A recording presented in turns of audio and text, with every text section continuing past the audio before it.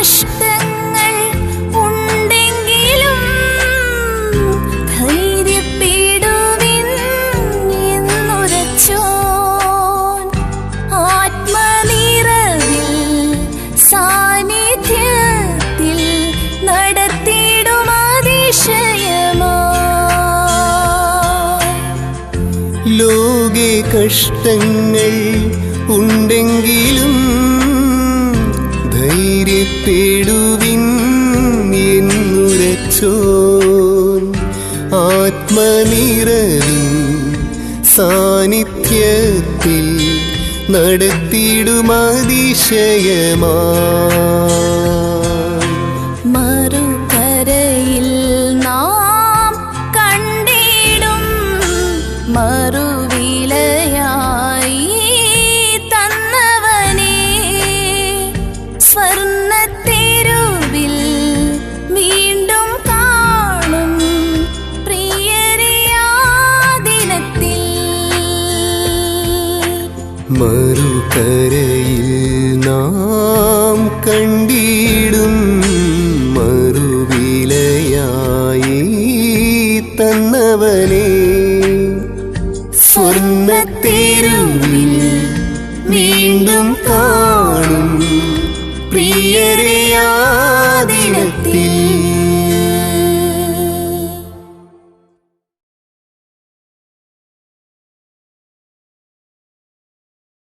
ഇറാനും ഇസ്രയേലും തമ്മിൽ ഏതാണ്ട് 1600 കിലോമീറ്റർ അന്തരമുണ്ട്. 1600 കിലോമീറ്റർ എന്ന് പറഞ്ഞാൽ ഈ രാജ്യങ്ങൾക്ക് അതിരുകളില്ല. ഇസ്രയേലിനും ഇറാനും തമ്മിൽ അതിരുകളില്ല. വളരെ ദൂരെ 1600 കിലോമീറ്റർ ദൂരെയാണ് ഇറാനും ഇസ്രയേലും. ഇതിന്റെ ഇടയ്ക്ക് ജോർദാനും ഇറാഖും ഇതുപോലെയുള്ള രാജ്യങ്ങളുണ്ട്, സിറിയൊക്കെ. നോക്കുക, പല രാജ്യങ്ങളുടെ അപ്പുറത്തും ഇപ്പുറത്തുമാണ് ഇറാനും ഈ ഇസ്രയേലും. പക്ഷേ നമ്മളൊന്ന് ആലോചിച്ച് നോക്കിയേ, ഈ യാതൊരു അതിരുമില്ലാത്ത ഈ ദൂരെ കിടക്കുന്ന ഈ ഇറാൻ എന്ന് പറയുന്ന രാജ്യം ഇസ്രയേലിനെ നിഗ്രഹിക്കണം എന്ന് എന്തിനാണ് തീരുമാനമെടുത്തിരിക്കുന്നത്? നമ്മൾ ഈ അടുത്ത സമയത്ത് വാർത്തകളിൽ കണ്ടു, അയത്തുള്ള അലി ഖൊമേനിയുടെ ഇപ്പം ഭരിക്കുന്ന ആളിന്റെ സീക്രട്ട് പ്ലാന് ലീക്ക് ചെയ്ത് പുറത്തു വന്നു. അദ്ദേഹത്തിന്റെ പദ്ധതി എന്താണെന്ന് അറിയാമോ? Elimination of Israel. ഇസ്രയേലിനെ തോൽപ്പിക്കുക എന്നുള്ളതല്ല, ഇസ്രയേലിനെ എലിമിനേറ്റ് ചെയ്ത് കളയുക. ഒരു ദിവസം നോക്കുക, ഒക്ടോബർ 1-ാം തീയതി 200 ബാലിസ്റ്റിക് മിസൈല് ഇസ്രയേലിന്റെ നേരെ അയക്കുകയാണ്. ഇസ്രയേലിൽ ആരും മരിച്ചില്ല എന്നുള്ളത് ദൈവത്തിന്റെ കരം, അത് വേറെ ഒരു കാര്യം. എന്നാൽ അവരയച്ചു. ഞാൻ ഓർപ്പിക്കാൻ ഉദ്ദേശിച്ചത്, അതിലില്ലാത്ത 1600 കിലോമീറ്റർ ദൂരെ കിടക്കുന്ന, ഒരു വിധത്തിലും അവരോട് ശത്രു മനോഭാവത്തിലല്ലാത്ത ഈ ഇസ്രയേലിനെ നിഗ്രഹിക്കാൻ എന്തിനാണ് അലി ഖൊമേനിയും ഈ ഇറാനും ഇതുപോലെ ഈ പ്രോക്സീസായ ഹെസ്ബുള്ളയും ഹമാസിനെയും ഹൂത്തിയെയും ഷിയ മിലിഷ്യയെല്ലാം ആം ചെയ്ത് ഈ രാജ്യവും അതിനായി ഒരുങ്ങിയിരിക്കുന്നത്? ദാനിയേല് 10-ാം അധ്യായത്തിന്റെ 1-ാം വാക്യത്തിൽ പാർസി രാജാവായ കോറിഷിന്റെ 3-ാം ആണ്ടിലാണ്. നമുക്ക് ആ ചരിത്രഭാഗം അറിയാം. ബാബിലോൺ സാമ്രാജ്യത്തെ പിടിച്ചടക്കിയ പേർഷ്യരും അതുപോലെ മേദ്യരും. ആ പേർഷ്യൻ രാജാവായ സൈറസ് അല്ലെങ്കിൽ കോരച്ച് ഭരിച്ചുകൊണ്ടിരിക്കുന്ന 3-ാം വർഷമാണ്. ഈ സമയത്ത് ദൈവം ഒരു കാര്യം വെളിപ്പെടുത്തി കൊടുത്തു. എന്നാൽ ഇവിടെ നമ്മൾ 10-ാം അധ്യായത്തിൽ കണ്ടു, ദാനിയേൽ പ്രാർത്ഥിച്ചുകൊണ്ടിരിക്കുമ്പോൾ ഒരു ദൂതൻ, ഗബ്രിയേൽ ദൂതനെ ഈ വിഷയം പറഞ്ഞു കൊടുക്കാനായിട്ട്, ദാനിയേലിന് വെളിപ്പെടുത്തി കൊടുക്കാനായിട്ട് ദൂതുമായിട്ട് ദൈവം അയക്കുന്നു. ഞാൻ ചുരുക്കി പറയട്ടെ, ഈ 21 ദിവസം കഴിഞ്ഞാണ് ദാനിയേലിന് ഈ വിവരം കിട്ടുന്നത്. നമ്മൾ അതിന്റെ 12-ാം വാക്യം നോക്കിയേ. അവൻ എന്നോട് പറഞ്ഞത്, ദാനിയേലേ, ഭയപ്പെടേണ്ട, നീ തിരിച്ചറിയേണ്ടതിന് നിന്റെ ദൈവത്തിന് മുമ്പാകെ നിന്നെ തന്നെ താഴ്ത്തേണ്ടതിനും മനസ്സ് വെച്ച ആദ്യ ദിവസം മുതൽ നിന്റെ വാക്ക് കേട്ടിരിക്കുന്നു. എന്നാൽ 13-ാം വാക്യം, പാർസി രാജ്യത്തിന്റെ പ്രഭു 21 ദിവസം എന്നോട് എതിർത്ത് നിന്നു. നോക്കുക, ദൈവം ദാനിയേലിന് ഇസ്രയേലിന് സംഭവിക്കുന്ന ഭാവി കാര്യങ്ങളെ ഗബ്രിയേൽ ദൂതനിലൂടെ വെളിപ്പെടുത്തി കൊടുക്കുകയാണ്. ദാനിയേൽ മുട്ടുകുത്തി പ്രാർത്ഥിക്കുകയാണ്. ദാനിയേലിന്റെ പ്രാർത്ഥന 1-ാം ദിവസം തന്നെ സ്വർഗം കേട്ട് മറുപടി കൊടുത്തതാണ്. പക്ഷേ 3 ആഴ്ച കഴിഞ്ഞാണ്, 21 ദിവസം കഴിഞ്ഞാണ് ഈ ദൂത് ദാനിയേലിന്റെ അടുക്കൽ ചെല്ലുന്നത്. അതിന്റെ കാരണം ഉയരത്തിൽ, സ്വർഗത്തിൽ ഈ ഒരു വലിയ യുദ്ധം നടക്കുന്നു. ഞാൻ ഈ ഭാഗമാണ് കരുതിയത്. നമ്മൾ ഓർക്കണം, ഇതിനു മുമ്പും ഗബ്രിയേൽ ദൂതൻ ദൂതുമായിട്ട് വന്നിട്ടുണ്ട്. 8-ാം അധ്യായത്തിന്റെ 16-ാം വാക്യം, 9-ാം അധ്യായത്തിന്റെ 21-ാം വാക്യം തന്നെ 8-ന്റെ 16-ഉം 9-ന്റെ 21-ഉം ദാനിയേലിൽ വായിക്കുമ്പോൾ ഗബ്രിയേൽ ദൂതൻ നേരത്തെയും വെളിപ്പാടുകളുമായിട്ട് ദാനിയേലിന്റെ അടുക്കൽ വന്നിട്ടുണ്ട്. എന്നാൽ ഇവിടെയാണ് ഗബ്രിയേൽ ദൂതനെ തടസ്സപ്പെടുത്തുന്നത്. ഈ തടസ്സപ്പെടുത്തുന്നത് ഒരു സാധാരണ ഒരു പൈശാചിക ശക്തിയല്ല. കാരണം ദൂതന്മാരുടെ പ്രാധാന്യതയുള്ള എന്ന് പറഞ്ഞാൽ ദൂതന്മാരുടെ ഇടയിൽ തന്നെ പലവിധമായ ദൂതഗണങ്ങളുണ്ട്. പാട്ടുപാടുന്നവരുണ്ട്. ക്രിസ്തു ജനിച്ച സമയത്ത് ദൂതന്മാരുടെ ഒരു സംഘം പാട്ടുപാടിയായിട്ട് വായിക്കുന്നു. ദൂതന്മാരുടെ സംഘത്തിൽ പാട്ടുപാടുന്നവരുണ്ട്. ദൂതന്മാരുടെ സംഘത്തിൽ പ്രധാന ദൂതന്മാരുണ്ട്. മീഖായേലൊക്കെ പ്രധാന ദൂതന്മാരാണ്. ഇസ്രയേലിന് തുണ നിൽക്കുന്ന ഒരു ദൂതനാണ് മീഖായേൽ പ്രഭു. അതുപോലെ ഗബ്രിയേൽ ദൂതൻ, നമുക്കറിയാം, നേരത്തെ നമ്മൾ മനസ്സിലാക്കിയിട്ടുണ്ട്, മറിയ ഗർഭിണിയാണെന്നുള്ളതും അവളൊരു ഒരു ഒരു ഒരു മഷിയെ പ്രസവിക്കുമെന്നൊക്കെ ഉള്ളത് ലൂക്കോസ് 1-ാം അധ്യായത്തിൽ ഗബ്രിയേൽ ദൂതനാണ് വന്ന് മറിയോട് പറയുന്നതെന്ന് നമുക്ക് മനസ്സിലാക്കാനായിട്ട് സാധിക്കും. മാത്രമല്ല, ഗബ്രിയേലാണ് സക്രിയാവിന്റെ അടുക്കൽ വരുന്നതെന്ന് ലൂക്കോസ് 1-ന്റെ വാക്യത്തിൽ നമ്മൾ 1-ാം അധ്യായത്തിൽ വായിക്കുന്നത്. നമ്മുടെ വിഷയത്തിലേക്ക് നമുക്ക് ഒതുങ്ങാം. എന്നാൽ ഇവിടെ ഈ ഗബ്രിയേൽ ദൂതൻ ഈ ദൂത് കൊടുക്കുമ്പോൾ 21 ദിവസം ഗബ്രിയേൽ ദൂതനെ തടസ്സപ്പെടുത്തുകയാണ്. ഞാൻ ഈ ഭാഗം എടുത്ത് ധ്യാനിച്ചപ്പോൾ നമ്മളൊന്ന് ആലോചിച്ച് നോക്കണം. ഒരു ദൂതന്റെ ശക്തി എന്ന് പറഞ്ഞാൽ നമുക്ക് ഇമാജിൻ ചെയ്യാൻ സാധ്യമല്ല. 2 രാജാക്കന്മാർ 19:31, ഞാൻ വാക്യങ്ങൾ പറയുന്നത്, ദൈവദാസന്മാർ പലരും എന്നെ കേൾക്കുന്നുണ്ട്. നിങ്ങൾ വാക്യങ്ങൾ നോട്ട് ചെയ്യുകയും ഈ ഭാഗങ്ങളൊക്കെ മറ്റുള്ളവരെ പറഞ്ഞു കൊടുക്കാൻ നിങ്ങൾ ശ്രമിക്കുകയും ചെയ്യുന്നതും എനിക്കറിയാം. അതുകൊണ്ട് വാക്യങ്ങൾ നിങ്ങൾ നോട്ട് ചെയ്ത് പിന്നീട് വായിക്കുക. ഞാൻ വായിക്കുന്നില്ല, പറഞ്ഞു പോവുകയാണ്. 2 രാജാക്കന്മാർ 19:35 അശൂർ വന്ന് ഇസ്രയേലിനെ വളഞ്ഞു കിടക്കുക. അസ്രിയ എന്ന് പറയുന്നത് ഇന്നത്തെ ഇറാഖ്, സിറിയ, ഇറാന്റെ പ്രദേശങ്ങൾ. ആ പ്രദേശങ്ങളാണ് പുരാതന അസ്രിയ എന്ന് പറയുന്നത്. അസ്രിയൻ എംപയർ വന്ന്, അവരുടെ സൈന്യം വന്ന് ഇസ്രയേലിനെ വളഞ്ഞു കിടക്കുമ്പോൾ ഒരു രാത്രിയിൽ ഒരു ദൂതന്മാരല്ല, ഒരു ദൂതൻ വന്ന് അശൂർ പാളയത്തിലെ സൈന്യത്തെ കൊല്ലുന്നത് ഇവിടെ രേഖപ്പെടുത്തിയിട്ടുണ്ട്. നമ്മൾ വായിക്കുന്നു, ഒരു രാത്രി കൊണ്ട് 1,85,000 പടയാളികളെ കൊല്ലുന്നു. ഒന്ന് ആലോചിച്ച് നോക്കിയേ. 2 രാജാക്കന്മാർ 19:35 വായിക്കുമ്പോൾ ഒരു രാത്രിയിൽ ഒരു ദൂതൻ, നമ്മൾ വായിക്കുന്നത് 1,85,000 സൈന്യത്തെ കൊന്നുകളഞ്ഞു. ഞാൻ ആ ഭാഗവുമായിട്ട് അല്പം ഇരുന്ന് നോക്കി. ഒരു രാത്രിയിൽ ഒരു 10 മണിക്കൂർ ഉണ്ടെന്നിരിക്കട്ടെ. 10 മണിക്കൂർ ഉണ്ടെങ്കിൽ ഒരു മണിക്കൂറിൽ 18,500 ആളുകളെ കൊല്ലണം. ഒരു മിനിറ്റിൽ ഏതാണ്ട് 315 ആളുകളെ കൊല്ലണം. സാധാരണ മനുഷ്യന് സാധ്യമല്ല. ഒരു മനുഷ്യന് ഒരു മിനിറ്റിൽ 315 പേരെ ഒന്നും കൊല്ലാനൊക്കില്ല. നമ്മൾ ഓർക്കണം, അങ്ങനെയാണെങ്കിൽ ഈ ദൂതന്റെ ശക്തി എത്ര വലുതാണ്. ഒരു രാത്രി കൊണ്ട് 18,500 പേരെ കൊല്ലാൻ കഴിഞ്ഞു ഒരു ദൂതൻ. ദൈവം തന്നിട്ടുള്ളപ്പോൾ നമുക്കത് ചിന്തിപ്പാനായിട്ട് കൂടെ സാധിക്കുന്നു. എന്നാൽ ഇവിടെ നോക്കുക, ഈ ദൂതന്മാരുടെ പ്രധാനികളിൽ ഒരാളാണ് ഗബ്രിയേൽ. ഈ ഗബ്രിയേൽ ദൂതനെ സ്വർഗത്തിൽ ഈ ദൂതമായി പറഞ്ഞ് വിട്ടപ്പോൾ അവനെ തടസ്സപ്പെടുത്തുവാൻ 21 ദിവസം തടസ്സപ്പെടുത്തി. പിന്നീട് നമ്മൾ വായിക്കുന്നു, ഈ ദൂതുമായിട്ട് അവൻ വരുന്നത് മീഖായേൽ പ്രഭു അല്ലെങ്കിൽ മീഖായേൽ ആർക്കേഞ്ചൽ പ്രധാന ദൂതൻ വന്ന് ഗബ്രിയേലിനെ സഹായിക്കുകയാണ്. അതിന്റെ 13-ാം വാക്യം, 21 ദിവസം എന്നോട് എതിർത്തുന്നു, എങ്കിലും പ്രധാന പ്രഭുക്കന്മാരിൽ ഒരുത്തനായ മീഖായേൽ എന്നെ സഹായിപ്പാൻ വന്നു. അവനെ ഞാൻ പാർസി രാജാക്കന്മാരോട് കൂടെ അവിടെ വിട്ടിട്ട് നിന്റെ ജനത്തിന് ഭാവി കാലത്ത് സംഭവിപ്പുള്ളത് നിന്നെ ഗ്രഹിപ്പിക്കേണ്ടതിന് ഇപ്പോൾ വന്നിരിക്കുന്നു. ഒരു നിമിഷം ഒന്ന് ആലോചിച്ചേ. ഗബ്രിയേൽ ദൂതൻ വന്നിട്ടാണ് മീഖായേൽ ദൂതൻ വന്നിട്ടാണ് ഗബ്രിയേൽ ദൂതനെ അയക്കുന്നത്. അവള് ഈ ദാനിയേൽ വെളിപ്പാടുമായി വന്ന ഗബ്രിയേൽ ദൂതനെ തടസ്സപ്പെടുത്തിയ ദൂതന്റെ ശക്തി എത്ര വലുതായിരിക്കും. പക്ഷെ അവിടെ ഒരു പേരെ പറഞ്ഞിട്ടുള്ളൂ, പാർസി രാജ്യത്തിന്റെ പ്രഭു. ഇവിടെയാണ് എന്നെ ചിന്തിപ്പിച്ചത്. നോക്കിയ, പാർസി രാജാവ് എന്ന് പറയുന്നുണ്ട് 1-ാം വാക്യത്തിൽ. പക്ഷെ ഇവിടെ പറയുന്നു പാർസി രാജ്യത്തിന്റെ പ്രഭു. ആ രാജ്യത്തിന് അസൈൻ ചെയ്ത പ്രഭു. ഏതാണ് ഈ പാർസി രാജാവ്? പാർസി രാജ്യം ഏതാണ്? നമ്മൾ ഓർക്കണം, പേർഷ്യയാണ്, ഇന്നത്തെ ഇറാനാണ്. അപ്പോൾ ഒരു നിമിഷം നമ്മളൊന്ന് ആലോചിച്ചേ, ഇറാനോട് ഉള്ള ബന്ധത്തിൽ അസൈൻ ചെയ്തിരിക്കുന്ന ഈ പൈശാചിക ശക്തി എന്ന് പറഞ്ഞാൽ വലിയ ശക്തിയാണ്.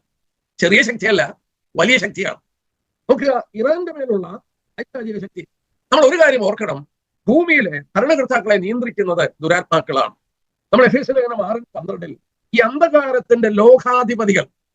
അന്ധകാരത്തിന്റെ ലോകാധിപതികൾ ഇംഗ്ലീഷിൽ വായിച്ചാൽ നമ്മൾ against the rulers of the darkness of the age. അതായത് കുറച്ചുകൂടെ വെളിച്ചം എനിക്ക് ലഭിച്ചു. നമ്മൾ രക്ഷിക്കപ്പെടുന്നതിന് മുമ്പ് ഒരാത്മാവിനെ അനുസരിച്ച് നടന്നു. എഫേസ്യ ലേഖനം 2:2 വായിക്കുന്നു, അനുസരണക്കേടിന്റെ മക്കളിൽ ഇപ്പോൾ വ്യാപരിക്കുന്ന ആത്മാവ്. നമ്മളും രക്ഷിക്കപ്പെടാത്തവരൊക്കെ രക്ഷിക്കപ്പെടുന്നതിന് മുമ്പ് ഒരാത്മാവിന് വിധേയപ്പെട്ടിരുന്നു. അവരെ കുറിച്ചാണ് എഫേസ്യ 2:2 വായിക്കുന്നത്, അനുസരണക്കേടിന്റെ മക്കളിൽ ഇപ്പോൾ വ്യാപരിക്കുന്ന ആത്മാവ്. അങ്ങനെയാണെങ്കിൽ രക്ഷിക്കപ്പെടാത്ത ലോക ഭരണകർത്താക്കളുണ്ടല്ലോ, ആ ഭരണകർത്താക്കളെ നിയന്ത്രിക്കുന്ന ഒരു ആത്മാവുണ്ട്. അതാണ് എഫേസ്യർ 6:12 ഈ അന്ധകാരത്തിന്റെ ലോകാധിപതികൾ. നമുക്ക് പോരാട്ടമുള്ളത് ജഡരക്തങ്ങളോടല്ല, ഈ അന്ധകാരത്തിന്റെ ലോകാധിപതികളോട്. അങ്ങനെ പാർസി രാജാവായ കോരശിന്റെ പുറകിൽ പ്രവർത്തിക്കുന്ന പാർസി രാജ്യത്തിന്റെ പ്രഭു. ആലോചിച്ച് നോക്കിയേ, നമ്മളിത് പല ഭാഗങ്ങളിൽ വായിക്കുന്നു. എനിക്ക് മറ്റു വേദഭാഗങ്ങൾ എടുത്തും തെളിച്ചേരാൻ കഴിയും. 26 26, 27, 28 നമ്മൾ കാണുന്നുണ്ട്. അവിടെ സോർ എന്ന് പറയുന്ന, ടയർ എന്ന് പറയുന്ന ഒരു തുറമുഖ പട്ടണമാണ് ലെബനോന്റെ. ആ തുറമുഖ പട്ടണത്തെ കുറിച്ച് 26-ാം അധ്യായത്തിലും 27-ാം അധ്യായത്തിലും 28-ാം അധ്യായത്തിലും പറയുന്നു. എന്നാൽ 28-ാം അധ്യായത്തിൽ വരുമ്പോൾ ആ സോർ രാജാവിന്റെ പുറകിലും ഒരു സോർ പ്രഭു ഉണ്ട്.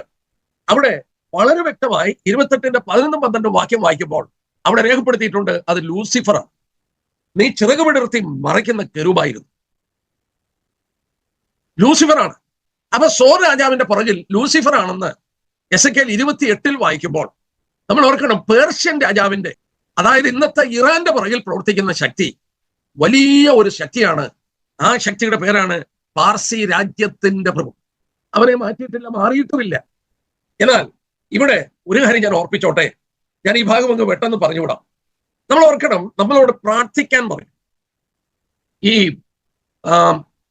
നമ്മള് സർവായുധ വർഗത്തെ കുറിച്ച് പഠിക്കുമ്പോൾ, ദൈവത്തിന്റെ സർവായുധ വർഗം, ശത്രുവിനോട് പോരാടുവാനുള്ള സർവായുധ വർഗം, എഫെസ്യർ 6-ാം അധ്യായത്തിൽ വായിക്കുമ്പോൾ സാത്താനോട് പോരാടുവാനുള്ള ഒരു ആയുധമാണ് എന്ത്? എഫെസ്യർ 6:18 വായിക്കുന്നുണ്ട്, സകല പ്രാർത്ഥനയിലും യാചനയിലും പോരാടുവാൻ. ആർമർ ഓഫ് ഗോഡ്, ദൈവത്തിന്റെ ആർമറിൽ ഒരെണ്ണമാണത്. ഞാൻ ഒന്നുകൂടെ പറയട്ടെ, എടുത്തു വായിക്കണമെന്നുണ്ട്. 1 തിമോഥെയോസ് 2-ാം അധ്യായത്തിന്റെ ആദ്യത്തെ 2 വാക്യം, 1 തിമോഥെയോസ്, 1 Timothy chapter 2 verse 1 and 2. അവിടെ രാജാക്കന്മാർക്കും ഭരണകർത്താക്കൾക്കും വേണ്ടി പ്രാർത്ഥിക്കാൻ പറഞ്ഞു. എന്തിനാ പ്രാർത്ഥിക്കാൻ പറഞ്ഞത്? സാവധാനതയും സ്വസ്ഥതയുമുള്ള ഒരു ജീവിതം ലഭിക്കാൻ. നമ്മൾ ഓർക്കണം, ഒരു ക്വയറ്റ് ആൻഡ് പീസബിൾ ലൈഫ്, നമുക്ക് വളരെ ക്വയറ്റ് ആയിട്ടും ഒരു പീസബിൾ ലൈഫിൽ ലഭിക്കാൻ വേണ്ടി ഭരിക്കുന്നവർക്ക് വേണ്ടി പ്രാർത്ഥിക്കണം. അപ്പൊ പ്രാർത്ഥനയുടെ ഫലമായിട്ടല്ലേ അവരൊരു സമാധാനപൂർണമായ ഒരു ഭരണം നമുക്ക് തരുന്നത്. ഇവരെ നമ്മൾ ഓർക്കണം, രക്ഷിക്കപ്പെടാത്തവരാണ്. രക്ഷിക്കപ്പെടാത്തവരുടെ നിയന്ത്രിക്കുന്നത് നമ്മൾ കണ്ടു, ഒരു പ്രത്യേക ആത്മാവാണ്. അതുകൊണ്ട് ദൈവമക്കൾ പ്രാർത്ഥിക്കാൻ ആവശ്യപ്പെട്ടു. ഞാൻ ഇങ്ങനെ പറയട്ടെ, ഒരു സാവധാനതയും സ്വൈരതയുമുള്ള ജീവിതത്തിന് വേണ്ടി, ക്വയറ്റ് ആൻഡ് പീസബിൾ ലൈഫ്. ഞാനും നിങ്ങളും കേരളത്തിൽ നിന്നുള്ളവരാണ്. നമ്മൾ ഈ കേരളത്തിൽ ജീവിക്കുന്നവര് അസ്വസ്ഥത അനുഭവപ്പെട്ടിട്ടില്ല. ആഭ്യന്തര കലഹമോ ഒരു യുദ്ധമോ ഒന്നും നമ്മൾ ഫേസ് ചെയ്തിട്ടില്ല. നമ്മൾ ഒരു നിമിഷം ഒന്ന് ആലോചിച്ച് നോക്കി, മണിപ്പൂരിൽ ജീവിക്കുന്ന ആളുകളെ കുറിച്ച് ഓർക്കുക, ഗാസയിലും ലെബനോനിലും ഒക്കെ ജീവിക്കുന്നതിനെ കുറിച്ച് ഓർക്കുക, ഇറാനിൽ ജീവിക്കുന്നതിനെ കുറിച്ച് ഓർക്കുക. ഈ അവിടെയൊക്കെ ഒരു ജനങ്ങൾ ആഗ്രഹിക്കുന്നു സാവധാനതയും സ്വൈരതയും ഉള്ള ഒരു ജീവിതം വേണം. കേരളത്തിൽ നമ്മുടെ കുഞ്ഞുങ്ങളുമായിട്ട് നമ്മൾ സമാധാനമായി ജീവിക്കാൻ ദൈവം അനുവദിച്ചു. നമ്മൾ ഓർക്കണം, ഈ സാവധാനതയും സ്വൈരതയും ഉള്ള ജീവിതം ലഭിക്കാൻ ഭരണകർത്താക്കൾക്കും രാജാക്കന്മാർക്കും വേണ്ടി പ്രാർത്ഥിപ്പാൻ പറഞ്ഞു. എന്താ കാരണം? അല്ലെങ്കിൽ ശത്രു ഉണ്ടല്ലോ ഈ ഭരണകർത്താക്കളിലൂടെ പ്രവർത്തിച്ച് നമ്മുടെ സാവധാനതയും സ്വൈരതയും നഷ്ടപ്പെടുന്നു. ഇവിടേക്കാണ് ഞാൻ വിഷയത്തിൽ വരുന്നത്. നമ്മൾ ശ്രദ്ധിച്ചു നോക്കിയാൽ ഈ സാവധാനതയും സ്വൈരതയുമുള്ള ജീവിതത്തിന്റെ എതിരാണ് വിപ്ലവവും അരാജകത്വവും. നിങ്ങൾ മണിപ്പൂരിലെ കാര്യം നോക്കിയേ, എല്ലാം സ്വസ്ഥമായെന്ന് വിചാരിച്ചു, വീണ്ടും മണിപ്പൂർ കലാപത്തിലായി. വീണ്ടും അവിടെ ആളുകൾ കൊല്ലപ്പെടുന്നു, വീട് വിട്ട് ഓടിപ്പോകുന്നു, വനാന്തരങ്ങളിൽ പോയി എങ്ങനെങ്കിലും ജീവരക്ഷയ്ക്ക് വേണ്ടി ഓടുന്നു. എങ്ങോട്ട് പോകും അവരുടെ കുഞ്ഞുങ്ങളെ കൊണ്ട്? അസ്വസ്ഥതയുള്ള ഒരു സാഹചര്യം. ഞങ്ങളെ കേൾക്കുന്നവരോട് പറയട്ടെ, കാനഡയിൽ ജീവിക്കുന്ന നിങ്ങളും ഇവിടെ കേരളത്തിൽ ജീവിക്കുന്ന നമ്മളൊക്കെ വളരെ സമാധാനപൂർണമായി ജീവിക്കുന്നതിന്റെ കാരണം കരുണയുള്ള ദൈവം സാവധാനതയും സ്വൈരതയുമുള്ള ഒരു ജീവിതം തന്നുകൊണ്ടാണ്. നമ്മൾ തിരിച്ച് കണ്ടിട്ടില്ല, അനുഭവിച്ചിട്ടില്ല, അങ്ങനെയുള്ള സാഹചര്യങ്ങളിൽ നമ്മൾ പെട്ടിട്ടില്ല. എന്നാൽ നമ്മളോടൊരു കടപ്പാടുണ്ട്, നമ്മളോട് ആവശ്യപ്പെട്ടിട്ടുണ്ട്, നമ്മൾ ഭരണകർത്താക്കൾക്ക് വേണ്ടി പ്രാർത്ഥിക്കണം. കാരണം തിമോഥെയോസിൽ രേഖപ്പെടുത്തി, ആ സാവധാനതയും സ്വൈരതയും ഉള്ള ഒരു ജീവിതം നിങ്ങൾക്ക് വേണം, അതിനുവേണ്ടി പ്രാർത്ഥിക്കണം. നമ്മളൊരു ആത്മീക പോരാട്ടമാണ് ഈ ഭരണകർത്താക്കളുള്ള ബന്ധത്തിലൂടെ വെളിപ്പെടുത്തിയത്. ഞാനിത് ചിന്തിച്ചുകൊണ്ടിരുന്നപ്പോൾ എനിക്ക് മനസ്സിലാക്കാൻ സാധിച്ച മറ്റൊരു കാര്യം, നമുക്ക് 1917 റഷ്യയിൽ ഒരു വിപ്ലവം ഉണ്ടായി. ആ വിപ്ലവത്തിന്റെ പേരാണ് കമ്മ്യൂണിസ്റ്റ് റവല്യൂഷൻ. ഞാനതിന്റെ വിശദീകരണത്തിലേക്ക് ഒന്നും പോകുന്നില്ല. 1917 കമ്മ്യൂണിസ്റ്റ് വിപ്ലവം ഉണ്ടായി. ആ കമ്മ്യൂണിസ്റ്റ് വിപ്ലവം ഉണ്ടായി 28 വർഷത്തിനുള്ളിൽ അതിന്റെ കണക്കുകൾ പറയുന്നത് ഏതാണ്ട് 30 ദശലക്ഷം 30 മില്യൺ ആളുകളെ അവർ കൊന്നുകളഞ്ഞു. ഒരു നിമിഷം ഒന്ന് ആലോചിക്കണേ, 1917 കമ്മ്യൂണിസ്റ്റ് വിപ്ലവം റഷ്യയിൽ ഉണ്ടായ ശേഷം സ്വന്തം ജനത്തെ 30 ദശലക്ഷം ആളുകളെ 30 മില്യൺ ആളുകളെ അവർ കൊന്നുകളഞ്ഞു. നിങ്ങൾ അവിടുത്തെ സാഹചര്യം ഒന്ന് വിഷ്വലൈസ് ചെയ്ത് നോക്കുക. എങ്ങനെ സമാധാനമായി ജീവിക്കും, എങ്ങനെ സ്വസ്ഥമായി ജീവിക്കും? ഇതേ സംഭവം നമ്മൾ ഓർക്കണം. 1979 നടന്നു ലോകത്തിന്റെ ഒരു ഭാഗത്ത്. എവിടെയാണ് നടന്നത്? ഇറാനിൽ നടന്നു. ഇറാൻ 1979 വരെ മുഹമ്മദ് റസാ ഷാ എന്ന് പറയുന്ന ഒരു രാജാവാണ് ഭരിച്ചുകൊണ്ടിരുന്നത്. മുഹമ്മദ് റസാ. ഈ മുഹമ്മദ് റസാ ഷാ 1979 ഒരു ഇസ്ലാമിക് വിപ്ലവം അവിടെ ഉണ്ടായതിന്റെ ഫലമായി ഓടിപ്പോയതിന്റെ ഫലമായി നിങ്ങൾ ഓർക്കണം, ഇന്ന് അവിടെ ഭരിക്കുന്നത് ഇന്ന് ഇസ്ലാമിക് റവല്യൂഷൻ കഴിഞ്ഞ ആളുകളാണ്. ഖൊമേനികളാണ്. അത് 79 നടന്നത്. എന്നാൽ 1979 നമ്മൾ ഓർക്കണം, 79 വരെ ഇറാൻ ഇസ്രയേലിനോട് വളരെ സ്നേഹബന്ധത്തിലായിരുന്നു. പാശ്ചാത്യ രാജ്യങ്ങളോട് വളരെ സ്നേഹബന്ധത്തിലായിരുന്നു. ഇറാൻ വളരെ അധികം പുരോഗമിച്ച് അഡ്വാൻസ്ഡ് ആയിട്ടുള്ള ഒരു രാഷ്ട്രമായിരുന്നു. അവര് വെസ്റ്റേൺ കൺട്രീസിനോടും അമേരിക്കയോടും ഇസ്രയേലിനോടും വളരെ വളരെ അടുത്ത ബന്ധമായിരുന്നു. എന്നാൽ അതിനൊരു മാറ്റം ഉണ്ടായത് 79-ലാണ്. അവിടെ നാടുകടത്തപ്പെട്ട അയത്തുള്ള ഖൊമേനി തിരിച്ചു വരുന്നു. അവിടെ ഭരിച്ചുകൊണ്ടിരുന്ന മുഹമ്മദ് റസാ ഷാ അവിടെ നിന്ന് ഓടിപ്പോകേണ്ടി വന്നു. ഇന്നവിടെ ഭരിക്കുന്നത് ഈ വിപ്ലവത്തിലൂടെ ഭരണം ഏറ്റെടുത്ത ഈ അയത്തുള്ളമാരാണ്, അല്ലെങ്കിൽ റിലീജിയസ് ആളുകളാണ്. ഇതിന് പുറകിൽ ആരാ പ്രവർത്തിച്ച്? നമ്മൾ ദാനിയേൽ 10 ഒരു കാര്യം വായിച്ചു. അതിന്റെ പാർസി രാജ്യത്തിന്റെ പ്രഭു, ഇറാന്റെ പ്രഭു, ഇറാന്റെ മേൽ ഭരണം നടത്തുന്ന ഒരു ദുഷ്ടാത്മ പ്രഭു, അവൻ വളരെ ശക്തനാണെന്ന് ദൈവം വെളിപ്പെടുത്തി. എന്തിനാണ് ഈ 1979 ഈ വിപ്ലവം ഉണ്ടായിരിക്കുന്നത്? എന്തിനാണ് ഈ വിപ്ലവം ഉണ്ടായിരിക്കുന്നത്? ഞാൻ ആ വിഷയത്തിലേക്കാണ് ഇനി വരാൻ ഉദ്ദേശിക്കുന്നത്. എന്നെ പ്രിയപ്പെട്ടവരെ, ഇവിടെ നമ്മൾ ഇറാനും ഇസ്രയേലും തമ്മിൽ ഏതാണ്ട് 1600 കിലോമീറ്റർ അന്തരമുണ്ട്. 1600 കിലോമീറ്റർ എന്ന് പറഞ്ഞാൽ ഈ രാജ്യങ്ങൾക്ക് അതിരുകളില്ല. ഇസ്രയേലിനും ഇറാനും തമ്മിൽ അതിരുകളില്ല. വളരെ ദൂരെ 1600 കിലോമീറ്റർ ദൂരെയാണ് ഇറാനും ഇസ്രയേലും. ഇതിന്റെ ഇടയ്ക്ക് ജോർദാനും ഇറാഖും ഇതുപോലെയുള്ള രാജ്യങ്ങളുണ്ട്, സിറിയൊക്കെ. നോക്കുക, പല രാജ്യങ്ങളുടെ അപ്പുറത്തും ഇപ്പുറത്തുമാണ് ഇറാനും ഈ ഇസ്രയേലും. പക്ഷേ നമ്മളൊന്ന് ആലോചിച്ച് നോക്കി, ഈ യാതൊരു അതിരുമില്ലാത്ത ഈ ദൂരെ കിടക്കുന്ന ഈ ഇറാൻ എന്ന് പറയുന്ന രാജ്യം ഇസ്രയേലിനെ നിഗ്രഹിക്കണം എന്ന് എന്തിനാണ് തീരുമാനമെടുത്തിരിക്കുന്നത്? നമ്മൾ ഈ അടുത്ത സമയത്ത് വാർത്തകളിൽ കണ്ടു, അയത്തുള്ള അലി ഖൊമേനിയുടെ ഇപ്പം ഭരിക്കുന്ന ആളിന്റെ സീക്രട്ട് പ്ലാന് ലീക്ക് ചെയ്ത് പുറത്തു വന്നു. അദ്ദേഹത്തിന്റെ പദ്ധതി എന്താണെന്ന് അറിയാമോ? Elimination of Israel. ഇസ്രയേലിനെ തോൽപ്പിക്കുക എന്നുള്ളതല്ല, ഇസ്രയേലിനെ എലിമിനേറ്റ് ചെയ്ത് കളയുക. ഇസ്രയേലിനെ എലിമിനേറ്റ് ചെയ്യാൻ വേണ്ടിയാണ് അവര് ഈ ഭീകരവാദികളായ ഇസ്രയേലിന്റെ ചുറ്റും കിടക്കുന്ന, നമ്മൾ ഓർക്കണം, ഇസ്രയേലിന്റെ ചുറ്റും കിടക്കുന്ന, ഇസ്രയേലിന്റെ വടക്ക് കിടക്കുന്ന ഹെസ്ബുള്ള, ഇസ്രയേലിന്റെ തെക്ക് കിടക്കുന്ന ഹമാസ്, ഇസ്രയേലിന്റെ ഇറാഖിൽ കിടക്കുന്ന ഷിയ മിലിഷ്യ, യമനിൽ കിടക്കുന്ന ഹൂത്തികള്, ഇവരെ എല്ലാം ആം ചെയ്തെടുത്തിരിക്കും. നമ്മൾ നോക്കിയാൽ ഈ ചിത്രം നോക്കിയാൽ അറിയാം. ഇസ്രയേലിന്റെ വടക്ക് കിടക്കുന്നു ലെബനോനിൽ നിന്ന് ഹെസ്ബുള്ളയും, ഇസ്രയേലിന്റെ തെക്ക് കിടക്കുന്നു ഗാസയിൽ നിന്ന് ഹമാസും, ഇസ്രയേലിന്റെ ഓപ്പോസിറ്റില് അല്ലെങ്കിൽ വടക്ക് കിഴക്കായിട്ട് കിടക്കുന്നു ഇറാഖിലാണ് ഷിയ മിലിഷ്യ, സിറിയയിലും അതുപോലെ തന്നെ ഭീകരവാദികൾ ഹെസ്ബുള്ളയ്ക്ക്. ഇതെല്ലാം ആരാണ് പണം കൊടുത്ത് സഹായിക്കുന്നത്? നമ്മൾ ഓർക്കണം, ഇസ്രയേലിന്റെ വടക്ക് കിടക്കുന്ന ഈ ലെബനോനിൽ നിന്ന് 2 ലക്ഷം മിസൈലുകളാണ് ഇസ്രയേലിന്റെ നേരെ തിരിച്ചു വെച്ചിരിക്കുന്നത്. ഹെസ്ബുള്ള എന്ന് പറയുന്ന രാജ്യം, ഈ ഭീകരവാദികൾ 2 ലക്ഷം മിസൈലുകളാണ് തിരിച്ചു വെച്ചത്. നമ്മൾ ഓർക്കണം, കഴിഞ്ഞ ഒക്ടോബർ 7 ആക്രമണത്തിന്റെ ശേഷം നമ്മൾ വാർത്തകളിൽ ശ്രദ്ധിച്ചു, 19,000 മിസൈലുകൾ ഇസ്രയേലിന്റെ മണ്ണിൽ വീണു. 19,000. കഴിഞ്ഞ ഒക്ടോബർ 1 200 ബാലിസ്റ്റിക് മിസൈലാണ് ഇറാഖിൽ നിന്ന് ഇസ്രയേലിലോട്ട് അയച്ചത്. ലോക ചരിത്രത്തിൽ ഒരു രാജ്യത്തിന് നേരെ ഇങ്ങനെ അയച്ചിട്ടില്ല. ഇങ്ങനെ സംഭവം നടന്നിട്ടില്ല. ഒരു ദിവസം നോക്കുക, ഒക്ടോബർ 1 200 ബാലിസ്റ്റിക് മിസൈല് ഇസ്രയേലിന്റെ നേരെ അയക്കുകയാണ്. ഇസ്രയേലിൽ ആരും മരിച്ചില്ല എന്നുള്ളത് ദൈവത്തിന്റെ കരം, അത് വേറെ ഒരു കാര്യം. എന്നാൽ അവരയച്ചു. ഞാൻ ഓർപ്പിക്കാൻ ഉദ്ദേശിച്ചത്, അതിലില്ലാത്ത 1600 കിലോമീറ്റർ ദൂരെ കിടക്കുന്ന, ഒരു വിധത്തിലും അവരോട് ശത്രു മനോഭാവത്തിലല്ലാത്ത ഈ ഇസ്രയേലിനെ നിഗ്രഹിക്കാൻ എന്തിനാണ് അലി ഖൊമേനിയും ഈ ഇറാനും ഇതുപോലെ ഈ പ്രോക്സീസായ ഹെസ്ബുള്ളയും ഹമാസിനെയും ഹൂത്തിയെയും ഷിയ മിലിഷ്യയെല്ലാം ആം ചെയ്ത് ഈ രാജ്യവും അതിനായി ഒരുങ്ങിയിരിക്കുന്നത്? ദാനിയേൽ 10 അതിന്റെ മറുപടി പറയും. ഈ പാർസി രാജ്യത്തിന്റെ പുറകിൽ ഒരു പ്രഭുവുണ്ട്. ആ പ്രഭുവിന്റെ പേരാണ് പാർസി രാജ്യത്തിന്റെ പ്രഭു. പാർസി രാജ്യത്തിന്റെ പ്രഭു അവൻ മാറിയിട്ടില്ല. അവൻ ഗബ്രിയേൽ ദൂതനെ 21 ദിവസം തടസ്സപ്പെടുത്തിയെങ്കിൽ ഈ ശക്തനായ ദൂതൻ ഇന്ന് പ്രവർത്തിക്കുന്നത് എന്താണെന്ന് ചോദിച്ചാൽ ഇസ്രയേലിനെ ഇല്ലായ്മ ചെയ്യണം. എന്തിനാണ് ഈ സാത്താന് ഇസ്രയേലിനെ ഇല്ലായ്മ ചെയ്യേണ്ടത്?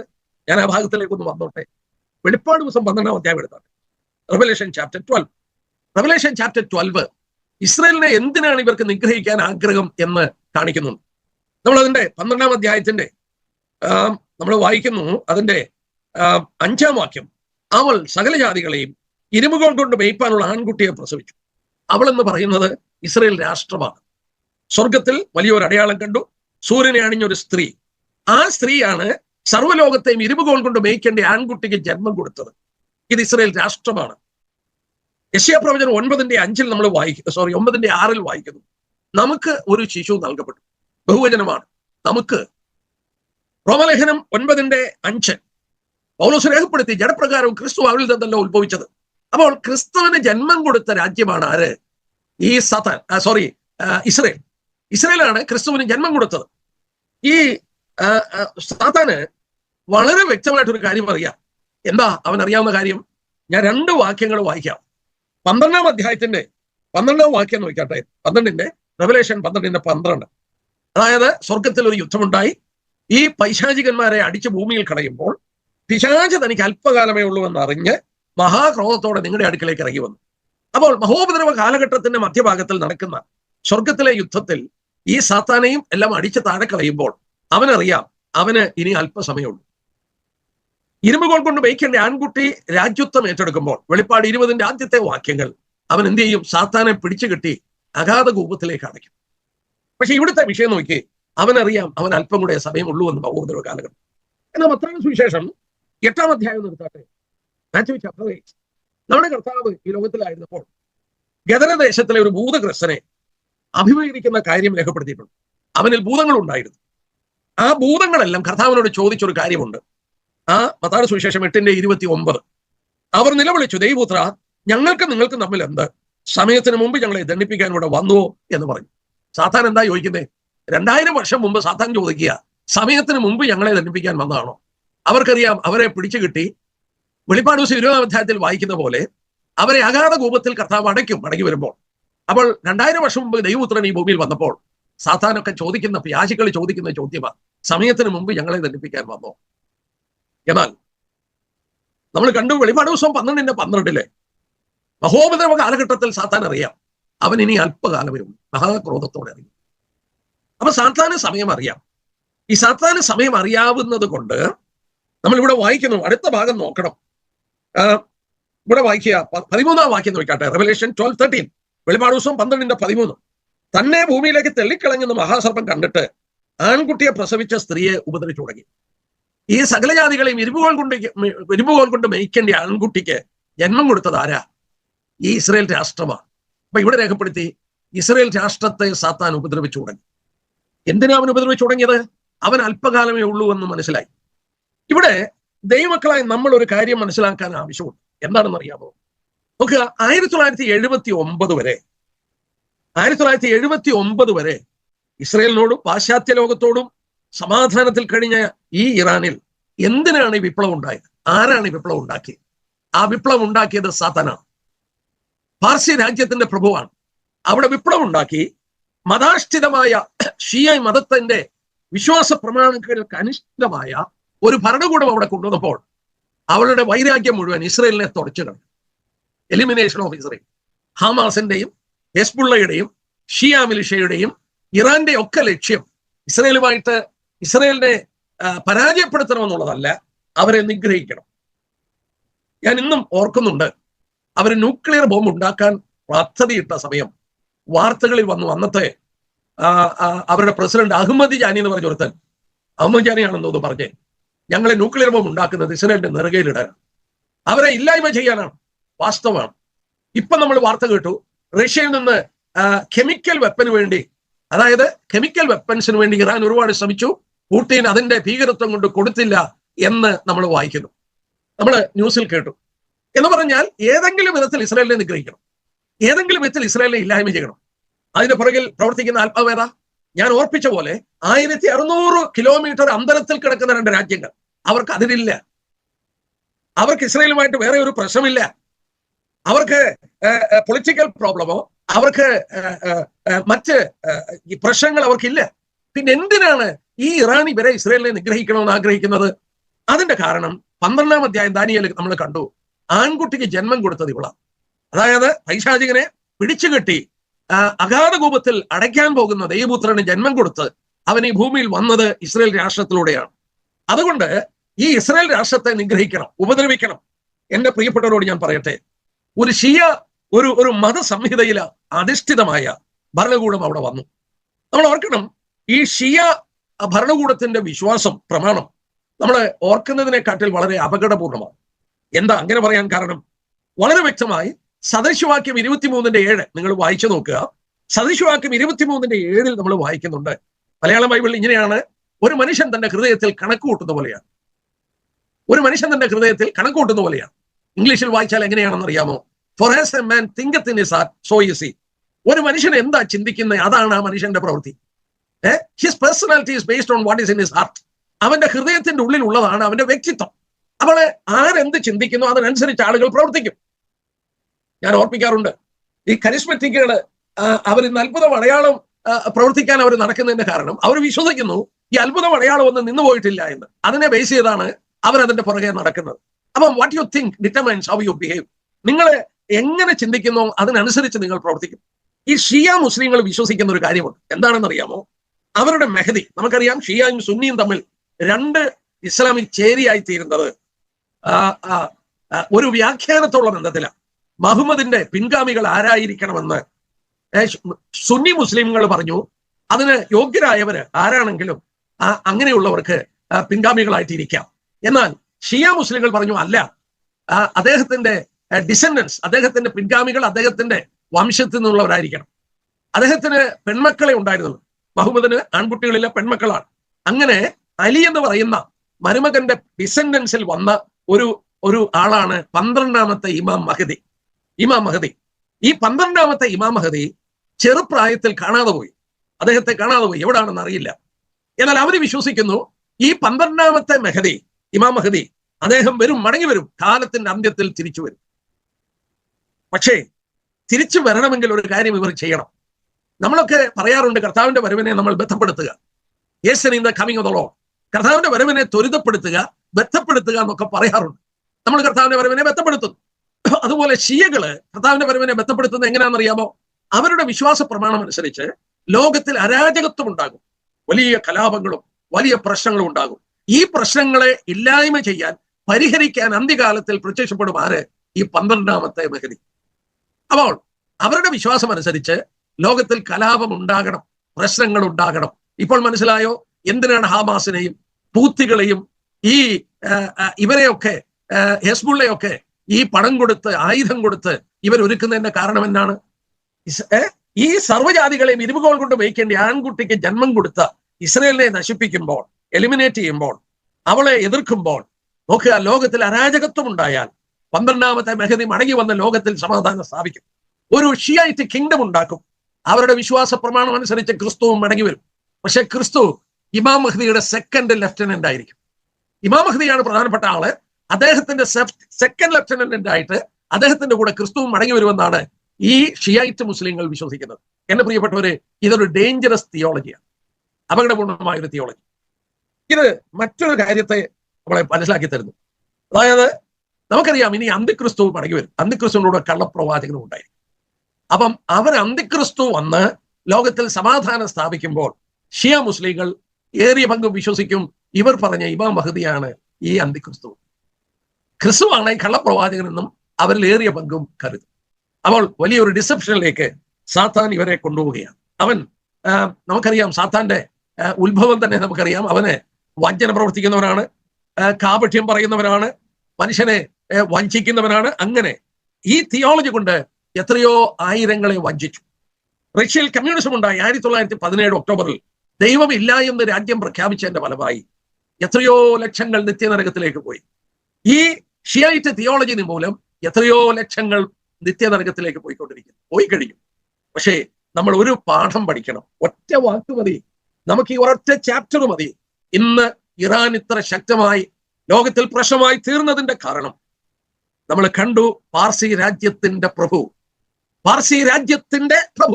അതായത് ആ രാജ്യത്തിന് അസൈൻ ചെയ്തിരിക്കുന്ന ഈ ദുഷ്ടാത്മാ സേനയുടെ പ്രഭു വളരെ ശക്തനായ ഒരു വ്യക്തിയാണ്. അത് ലോക മനുഷ്യർക്ക് അത് മനസ്സിലാകുന്നില്ല. ദൈവജനത്തിന് അത് മനസ്സിലാക്കുവാൻ കടമ്പെട്ടവരാണ്. ഞാൻ ഈ ദാനിയേൽ 10 നിന്ന് എൻ്റെ മനസ്സിൽ ഈ ചിന്തകൾ കടന്നു വന്നപ്പോൾ ഞാനതൊരു മെസ്സേജ് ആക്കി, കുറച്ചുകൂടെ കാര്യങ്ങളൊക്കെ പറഞ്ഞ് ഞാൻ 2 സദസ്സഭകളിൽ മെസ്സേജ് കൊടുത്തു.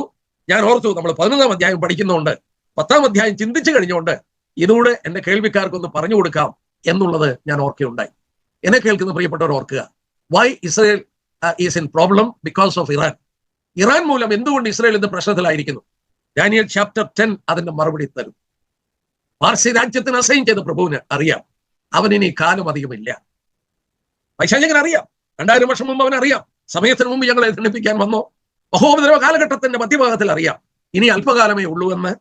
ഇന്ന് ജീവിച്ചിരിക്കുന്ന നമുക്ക് അറിയാവുന്നതിലധികം സാത്താൻ അറിയാം കാലം അധികം മുന്നോട്ട് പോകില്ല. അതുകൊണ്ട് അവന്റെ വൈരാഗ്യം യേശുക്രിസ്തുവിന് ജന്മം കൊടുത്ത ആ ഇസ്രായേൽ രാഷ്ട്രത്തെ ഇല്ലായ്മ ചെയ്യുവാനും, നോക്കുക, അവരുടെ മെഹദിയുടെ വരവിനു വേണ്ടി വഴി ഒരുക്കി കൊടുക്കാനും അവർ തയ്യാറായി കഴിഞ്ഞിരിക്കുകയാണ്. എന്നവർ ചെയ്തുകൊണ്ടിരിക്കുന്നു. നമ്മളിത് ഗ്രഹിക്കേണ്ടത് ആവശ്യമാണ്. ഞാനിവിടെ ഇത് വായിച്ചുകൊണ്ടിരുന്നപ്പോൾ വീണ്ടും 20-ാം വാക്യത്തിൽ വരുമ്പോൾ നമ്മൾ ദാനിയേൽ 10:20 വാക്യം, ഞാൻ നിന്റെ അടുക്കൽ വന്നിരിക്കുന്നു, എന്തിനെന്ന് നീ അറിയുന്നുവല്ലോ, ഞാനിപ്പോൾ പാർസി പ്രഭുവിനോട് യുദ്ധം ചെയ്യുവാൻ മടങ്ങിപ്പോകും. നമ്മൾ ഓർക്കണം, പാർസി രാജ്യത്തിന്റെ പ്രഭു എന്നാണ് 13-ാം വാക്യത്തിൽ, അവനോട് യുദ്ധം ചെയ്യുവാൻ മടങ്ങിപ്പോകും. ആ 13-ാം വാക്യത്തിന്റെ പ്രയോഗം വളരെ കൃത്യമാണ്. പാർസി രാജ്യത്തിന്റെ പ്രഭു, ആ രാജ്യത്തെ ഭരിക്കുന്ന ദുഷ്ടാത്മാവിന്റെ പേരാണ് പാർസി രാജ്യത്തിന്റെ പ്രഭു. അപ്പോൾ ഗബ്രിയേൽ വന്ന് ദാനിയേലിന് ഈ വെളിപ്പാട് കൊടുത്തു. അത് 10, 11, 12 അധ്യായത്തിലെ വിഷയങ്ങൾ വെളിപ്പെടുത്തി കൊടുത്തിട്ട് ഗബ്രിയേൽ പറയുകയാണ്, ഞാൻ മടങ്ങിപ്പോകും, കാരണം അവിടെ മീഖായേൽ അവനെ എതിർത്ത് നിർത്തിയിരിക്കുകയാണ്, ഞാൻ അവിടെ ആ സാത്താനോട് യുദ്ധം ചെയ്യുവാൻ മടങ്ങിപ്പോവുകയാണ്. എന്നിട്ട് പറയുന്നു, ഞാൻ പോയ ശേഷം യവന പ്രഭു, യവന സാമ്രാജ്യം, ഗ്രീക്ക് സാമ്രാജ്യത്തിന്റെ പുറകിൽ പ്രവർത്തിക്കുന്ന ദുഷ്ടാത്മ ശക്തിയും വരും. നമ്മള് 11-ാം അധ്യായത്തിന്റെ 3 വായിച്ചു.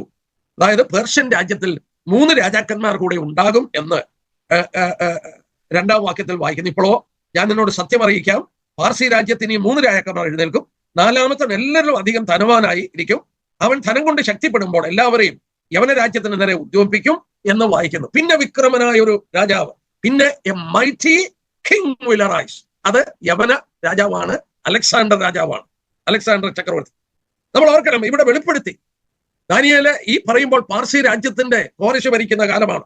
സൈറസ് കഴിഞ്ഞിട്ട് കാംബിസിസ് വന്നു, നമ്മള് സെമിറേസ് വന്നു, ദാര്യവേഷ് വന്നു, അഹശ്വേരോഷ് വന്നു. 4ാമത് വന്നത് അഹശ്വേരോഷാണ്. അഹശ്വേരോഷ് വളരെ ധനികനും വളരെയധികം സൈന്യമുള്ള ആളായിരുന്നു. അദ്ദേഹം ഗ്രീക്ക് രാജ്യം പിടിക്കണമെന്ന് ആഗ്രഹമുണ്ടായി, പക്ഷേ തനിക്കത് സാധിച്ചില്ല. പക്ഷേ അതിന്റെ ഫലമായിട്ട് 3-ാം വാക്യത്തിൽ വായിക്കുന്നു, വിക്രമനായ മൈറ്റി കിങ്, ഈ യവന സാമ്രാജ്യത്തിന്റെ വിക്രമനായ ഒരു രാജാവ് എഴുന്നേറ്റു, അലക്സാണ്ടർ ചക്രവർത്തിയാണ്. പക്ഷേ ദാനിയേൽ 10:30 നമ്മള് ആ രാജാവിനെ കുറിച്ച് പറയുമ്പോൾ യവന പ്രഭു എന്നാണ് പറഞ്ഞത്. അലക്സാണ്ടറിന്റെ പുറകിൽ പ്രവർത്തിച്ച സ്പിരിറ്റാണ് ആ യവന പ്രഭു എന്നുള്ളത് കാണുക, യവന പ്രഭു. എന്നാൽ നമ്മൾ കണ്ടു, അവൻ നിവർന്നു നിൽക്കുമ്പോൾ തന്നെ അവന്റെ രാജ്യം തകർന്നു പോകും. അതിന്റെ ശേഷം ആ രാജ്യം തകർന്ന് ആകാശത്തിന് 4 കാറ്റിനെ ഭേദിച്ചു പോകും. നമ്മൾ കണ്ടു അലക്സാണ്ടറിന്റെ സാമ്രാജ്യം, നേരത്തെ 8-ാം അധ്യായത്തിലൊക്കെ നമ്മൾ കണ്ടു അലക്സാണ്ടറിന്റെ സാമ്രാജ്യം അവന്റെ സന്തതികൾക്ക് പോകാതെ തകർന്നു പോയതിന്റെ ഫലമായി 4 ജനറൽമാർ അലക്സാണ്ടറിന്റെ സാമ്രാജ്യത്തെ ഭാഗിച്ചെടുത്തു. Macedonia, Asia Minor, Egypt, Syria, ഇങ്ങനെ 4ആയി ഭാഗിച്ചെടുത്തു. ഇനി നമ്മള് 5 തൊട്ടുള്ള വാക്യം വായിക്കുമ്പോൾ ഈ 4ആയി ഭാഗിക്കപ്പെട്ട അലക്സാണ്ടർ സാമ്രാജ്യത്തിൽ 2 രാജ്യങ്ങൾക്ക് പ്രാമുഖ്യമുണ്ടാകും. ആരാണ് 2 രാജ്യം? 1 ഇസ്രയേലിന്റെ തെക്ക് കിടക്കുന്ന ഈജിപ്തും, 2 ഇസ്രയേലിന്റെ വടക്ക് കിടക്കുന്ന സിറിയയും. ഈ 11-ാം അധ്യായത്തിന്റെ 5 തൊട്ട് നമ്മൾ വായിക്കുമ്പോൾ തെക്കേ ദേശത്തിലെ രാജാവ്, ഇസ്രയേൽ ഭൂമിയുടെ കേന്ദ്രഭാഗമാണ്, അതിന്റെ തെക്ക് കിടക്കുന്നത് ഈജിപ്റ്റാണ്. അപ്പൊ തെക്കേ ദേശത്തിലെ രാജാവ് എന്ന് പറഞ്ഞാൽ ഈജിപ്റ്റാണ്. ഈജിപ്റ്റ് ഭരിച്ച രാജാക്കന്മാർക്ക് ടോളമീസ് എന്ന് പറഞ്ഞപ്പോൾ വടക്ക് കിടക്കുന്ന 6-ാം വാക്യത്തിൽ വായിക്കുന്നുണ്ട്, വടക്കേ ദേശത്തിലെ രാജാവ് സിറിയയാണ്. സിറിയയിൽ ഭരിച്ചത് സെലൂക്കസ് ഭരണകൂടം, സെലൂക്കസ് പിൻഗാമികൾ. സെലൂക്കസ് ഭരണകൂടം ഇസ്രയേലിന്റെ വടക്ക് കിടക്കുന്ന സിറിയയിൽ നിന്നും ഇസ്രയേലിന്റെ തെക്ക് കിടക്കുന്ന ഈജിപ്തിൽ നിന്ന് ടോളമീസിന്റെ ഭരണവും. ഈ രാജ്യങ്ങൾ തമ്മിൽ 5-ാം വാക്യം തുടങ്ങി ഏതാണ്ട് 34 വരെയുള്ള വാക്യം വായിക്കുമ്പോൾ ഡാനിയേൽ ചാപ്റ്റർ 11 വേഴ്സസ് 5 to 34 നമ്മൾ വായിക്കുമ്പോൾ ഈ തെക്ക് കിടക്കുന്ന ഈജിപ്തും വടക്ക് കിടക്കുന്ന സിറിയയും തമ്മിലുള്ള യുദ്ധമാണ്. എന്തിനാണ് ദാനിയേലിന് ഇത് വെളിപ്പെടുത്തി കൊടുത്തത്? ദാനിയേലിന് ഇത് വെളിപ്പെടുത്തി കൊടുത്തതിന്റെ ഒരു കാരണമുണ്ട്. ഇസ്രയേലിന്റെ വടക്ക് കിടക്കുന്ന സെലൂക്കസ് ഭരണകൂടമായ സിറിയയുടെ ഭരണകർത്താക്കളും നമ്മൾ അവിടെയാണ്, അവരെ കുറിച്ചാണ് നമ്മൾ വായിക്കുന്നത്. നമ്മൾ തിരുവനന്തപുരത്തിൽ വായിക്കുന്നുണ്ടല്ലോ, അന്ത്യോക്യസ്, എഫിഫാനസ്, അന്ത്യോക്യസ്, ഇങ്ങനെയൊക്കെ വായിക്കുന്ന ആ ഭരണകൂടങ്ങളൊക്കെ സിറിയയുടെ ഭാഗത്തു നിന്ന് വന്നതാണ്. എന്നാൽ മറുഭാഗത്ത് നമ്മൾ കണ്ടതുപോലെ ടോളമീസ് ഭരണകൂടമാണ്. എന്തിനാണ് ദാനിയേലിന് ഇത് വെളിപ്പെടുത്തി കൊടുത്തത്? എന്തിനാണ് തിരുവചനത്തിൽ ഈ 11-ാം അധ്യായത്തിന്റെ 5 തൊട്ട് 35 വരെയുള്ള വാക്യങ്ങൾ രേഖപ്പെടുത്തിയത്? അത് ദാനിയേലിന്റെ ജനത്തെക്കുറിച്ചുള്ള വിഷയമാണ്. അതെന്താ അങ്ങനെ പറയുന്നത്? ഈ 2 രാജ്യങ്ങൾ യുദ്ധം ചെയ്യുമ്പോൾ എവിടെ കിടന്നാ യുദ്ധം ചെയ്യുന്നത്? ഇസ്രയേലിന്റെ മണ്ണിലാ യുദ്ധം ചെയ്യുന്നത്. നോക്കുക, ഈ സിറിയയ്ക്കും ഈജിപ്തിനും ഇടയ്ക്കുള്ള സ്ഥലമാണ് ഏത്? സിറിയയ്ക്കും ഈജിപ്തിനും ഇടയ്ക്കുള്ള സ്ഥലമാണ് ഇസ്രയേൽ. അപ്പോൾ അങ്ങോട്ടും ഇങ്ങോട്ടും യുദ്ധം ചെയ്യുമ്പോൾ ഈ ഇസ്രയേലിലാണ് പ്രശ്നം ഉണ്ടാകുന്നത്. നമ്മൾ ഒരു കാര്യം ഓർക്കണം, ആനകളെ ഒക്കെ കൊണ്ടുവന്നാണ് അന്ന് യുദ്ധം ചെയ്യുന്നത്. നോക്കിയേ, പരിചയം ശ്രദ്ധിച്ച 10-70 ആനയൊക്കെ ഒരു രാജാവ് കൊണ്ടുവന്ന് യുദ്ധം നടത്തുമ്പോൾ ഈ ഇസ്രയേൽ കൂടി ഈ ആനകളൊക്കെ ചവിട്ടി മെതിച്ച് തകർത്ത് പോകുമ്പോൾ സഫർ ചെയ്യുന്ന ആരാണ്? ഇസ്രയേലാണ് സഫർ ചെയ്യുന്നത്. ഒരു കാര്യം കൂടി ഞാൻ ഓർപ്പിക്കട്ടെ, ഈ 5 തൊട്ട് 34 വരെയുള്ള വാക്യങ്ങൾ 200 years ഓഫ് ഹിസ്റ്ററിയാണ്. ചരിത്രത്തിൽ ആശ്ചര്യമായി നടന്ന, സെക്യുലർ ഹിസ്റ്ററിയിൽ വായിച്ചെടുക്കാൻ കഴിയുന്ന 200 years ഓഫ് ഹിസ്റ്ററിയാണ്. 200 വർഷത്തിന്റെ ചരിത്രമാണ്. ഈ 35-ാം വാക്യം വരുമ്പോൾ എന്നാൽ അന്ത്യകാലം വരെ എന്ന് പറഞ്ഞ് അന്ത്യകാലത്തിന്റെ കാര്യങ്ങൾ പിന്നീട് നമ്മൾ വായിക്കുകയാണ്. 40-ാം വാക്യം വരുമ്പോൾ പിന്നെ അന്ത്യകാലത്ത്. ഇവിടമാണ് ദൈവം പറയാൻ ഉദ്ദേശിച്ച പ്രധാനപ്പെട്ട കാര്യം. ദാനിയേലിന്റെ ജനത്തിന് ഭാവിയിൽ സംഭവിക്കാൻ പോകുന്നു. അത് നമ്മൾ കണ്ടു. ബാബിലോൺ സാമ്രാജ്യം കഴിഞ്ഞ് പേർഷ്യൻ സാമ്രാജ്യം വന്നു. അതിന്റെ ശേഷം നമ്മൾ കണ്ടു 4 രാജാക്കന്മാർ പേർഷ്യൻ സംസാരത്തിൽ ഉണ്ടാകും. 4-മത്തവനായ അഹശ്വേരോശ് വളരെ സൈന്യം കൊണ്ടും അവൻ വളരെ വലുതായിരിക്കും. ഗ്രീക്ക് സാമ്രാജ്യത്തെ ആക്രമിക്കുമ്പോൾ ഗ്രീക്ക് രാജാവായ അലക്സാണ്ടർ എഴുന്നേറ്റ് ഭയങ്കരമായ ഒരു വിജയത്തിലേക്ക് ഗ്രീക്ക് സാമ്രാജ്യത്തെ കൊണ്ടുപോകും. ഗ്രീക്ക് രാജ്യത്തെ കൊണ്ടുപോകും. അതൊരു വലിയ സാമ്രാജ്യമായി മാറും. പക്ഷേ ഗ്രീക്ക് സാമ്രാജ്യം അധികം നാളെ നിലനിൽക്കില്ല. അലക്സാണ്ടർ പെട്ടെന്ന് മരിക്കും. അലക്സാണ്ടർ കുടുംബത്തിലുള്ളവരെ മുഴുവൻ കൊല്ലും. അലക്സാണ്ടറിന്റെ സാമ്രാജ്യം ജനറൽമാർ, സൈന്യാധിപന്മാർ 4 കീറിമുറിക്കും. ആ 4 കീറിമുറിക്കുന്നത് Macedonia, Asia Minor, Egypt, Syria. അതിൽ ഈജിപ്തിന്റെ സിറിയയുടെയും ചരിത്രമാണ് 5 തൊട്ടുള്ള വാക്യം. കാരണം ഇസ്രയേലിന്റെ വടക്ക് കിടക്കുന്നു സിറിയ, ഇസ്രയേലിന്റെ തെക്ക് കിടക്കുന്നു. ഇവർ തമ്മിലുള്ള 200 വർഷത്തിന്റെ യുദ്ധമാണ് ഇവിടെ പറഞ്ഞിരിക്കുന്ന യുദ്ധം. അത് സെക്യുലർ ഹിസ്റ്ററിയിലും വായിക്കാൻ കഴിയുന്ന ഒരു ഭാഗമാണ്. ആ ഭാഗം നമ്മൾ വന്നു. എന്നാൽ അല്പം ഇന്നത്തെ ആ പ്രസന്റ് ഇറാന്റെ സിറ്റുവേഷനിലൂടെ ദൈവം ഒരു പ്രത്യേക വെളിച്ചം എനിക്ക് 10-ാം അധ്യായത്തിൽ തന്നപ്പോൾ നിങ്ങളോടൊത്ത് പങ്കുവെക്കണമെന്ന് തോന്നി. ഞാനത് പങ്കുവെച്ചു. നമ്മൾ ഇന്ന് ജീവിക്കുന്ന കാലത്ത് ഇറാൻ പ്രശ്നമായി തീർന്നതിന്റെ കാരണം ഇതാണ്. 79-ന്റെ ശേഷമാണ് ആ പ്രശ്നം ഉണ്ടായിരിക്കുന്നത്. അതുവരെ ഇസ്രയേലുമായിട്ട് സ്നേഹത്തിൽ കഴിഞ്ഞതാണ് ഇറാൻ. മുഹമ്മദ് റസ ഷാ ഭരിച്ചുകൊണ്ടിരുന്നതാണ്. ഇന്ന് ആ സാത്താൻ അറിയാം, അവൻ അന്ത്യകാലമായി, അല്പകാലമേ ഉള്ളൂ, അവനെ ബന്ധിക്കാൻ സമയമായി കഴിഞ്ഞു എന്നുള്ളത് ഗ്രഹിച്ചത് കൊണ്ട് ഇസ്രയേലിന് വിരോധമായി ഈ പൈശാചികൻ ഇറാനെ ഒരുക്കി ഇളക്കിയിരിക്കുകയാണ്. അവസാനം വരുമ്പോൾ മഹോപദ്രവ കാലഘട്ടത്തിൽ എസെക്കിയേൽ 38-ൽ റഷ്യയോട് ചേർന്ന് ഇറാൻ ഇസ്രയേലിനെ ആക്രമിക്കും. നമ്മൾ അതും വായിക്കുന്നുണ്ട്. ഒരു ഭാഗം കൂടെ ഞാൻ പറഞ്ഞ് അവസാനിപ്പിക്കാം. ഇറാൻ എന്ത് സംഭവിക്കും എന്നുള്ളത് കൂടെ പറഞ്ഞാണ് ഈ ഭാഗം വിടുകയാണ്. ഇനി നമുക്ക് ഏറ്റവും മുൻകൂട്ടുള്ള ആ 5-ാം വാക്യം തുടങ്ങി ദാനിയേൽ 11-5 തൊട്ട് ഞാൻ ഒറ്റ ക്ലാസ് കൊണ്ട് തീർക്കാനായിട്ട് ശ്രമിക്കാം. നിങ്ങളൊന്ന് വായിച്ചിട്ട് വരണം. ദാനിയേൽ 11-5 തൊട്ട് 34 വരെയുള്ള വാക്യം ഒന്ന് വായിച്ചിട്ട് വരിക. അപ്പോൾ ഞാനത് പറയുമ്പോൾ നിങ്ങൾക്ക് കുറച്ചുകൂടെ ഗ്രഹിക്കാനായിട്ട് കഴിയും. പക്ഷെ ഇറാൻ ഭാവി ഞാൻ പറഞ്ഞിട്ട് നിർത്താം. നമുക്ക് ജെറമ്യാ പ്രവചനം നിർത്താട്ടെ. 49-ാമത്തെ അധ്യായം. യെരമ്യാ പ്രവചനം 49-ാമത്തെ അധ്യായം 34 തൊട്ട് 50 വരെയുള്ള വാക്യം. ദാനിയേൽ പ്രവചനം യെരമ്യാ പ്രവചനം 49-ാം അധ്യായത്തിന്റെ 34 തൊട്ട് 39 വരെയുള്ള വാക്യം. ഇവിടെ വായിക്കുന്നു, യഹൂദ രാജാവായ സിദെക്കീയാവിന്റെ വാഴ്ചയുടെ ആരംഭത്തിൽ ഏലാമിനെ കുറിച്ച് യെരമ്യാ പ്രവാചകന്റെ അരുളപ്പാടുന്നത്. ഏലാം എന്ന് പറഞ്ഞാൽ എവിടമാണ്? ഇത് മനസ്സിലാക്കാൻ 1-2 ഭാഗം ഞാൻ പറയാം. എസ്തേറിന്റെ പുസ്തകം വായിക്കണമെന്നില്ല, നിങ്ങൾ നോട്ട് ചെയ്താൽ മതി. എസ്തേറിന്റെ പുസ്തകം 1-ാം അധ്യായം അതിന്റെ 1-2 വാക്യം. പേർഷ്യൻ രാജാവായ അഹശ്വേരോശ്, നമ്മളിപ്പോ ചിന്തിച്ചുള്ളൂ, 4ാമത് ഉത്ഭവിച്ച ഏറ്റവും വലിയ ധനം കൊണ്ടും മറ്റും പ്രബലനായി തീർന്ന രാജാവാണ് അഹശ്വേരോശ്. അഹശ്വേരോശിനെ കുറിച്ച് എസ്തേറിന്റെ പുസ്തകം 1-ാം അധ്യായത്തിന്റെ 1 തൊട്ട് 2 വരെ വായിക്കുമ്പോൾ അവിടെ വായിക്കുന്നുണ്ട്, അഹശ്വേരോശ് ശൂശാൻ രാജധാനിയിലായിരുന്നു.